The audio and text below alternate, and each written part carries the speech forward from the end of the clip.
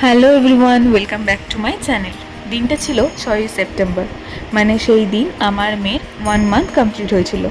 তো কিছুই না, একটু ইচ্ছে ছিল নিজের মতন করে একটু ঘরোয়াভাবে একটু ফটোশ্যুট করব।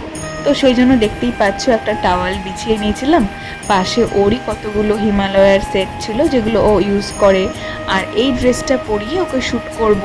তার পাশে ওয়ান লিখেছিলাম হচ্ছে ওর ডাইপার দিয়ে। তখনও আমার সেরকম কিছুই আইডিয়া ছিল না যে কিভাবে ফটোশ্যুট করে, কিভাবে কি করে। তাও নিজের মতন করে যতটা পেরেছিলাম, সম্ভব হয়েছিল সেটাই করেছিলাম। তো তখনও আমার মেয়ে ঘুমোচ্ছিল বলে আমি সমস্ত কিছু রেডি করে রেখেছিলাম।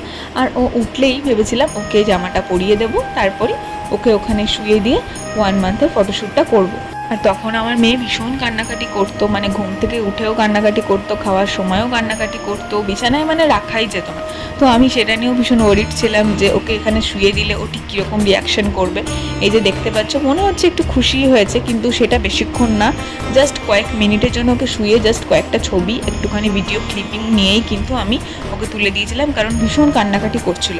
আর যে ড্রেসটা দেখছো পরে রয়েছে, তো এই ড্রেসটা স্পেশালি ওর বাবা ওর জন্য কিনেছিল, যে 1 মান্থের ফটোশ্যুটের দিন এই জামাটা যেন ওকে পরানো হয়। তো সেই মতোই আমি পরিয়ে দিয়েছিলাম। আর যেহেতু খুব কান্নাকাটি করছিল, ওখানে বেশিক্ষণ রাখতে পারিনি, কয়েকটা ফটো তোমাদের সঙ্গে শেয়ার করে নিলাম। আর দেখো, ফটো তুলতে না তুলতেই কোলে উঠে কিন্তু মেয়ে আমার ঘুমিয়ে পড়েছে। আর এই মোমেন্টগুলো না আমার কাছে ভীষণ ভীষণ দামি, তাই তোমাদের সঙ্গেও সেগুলো শেয়ার করে নিলাম।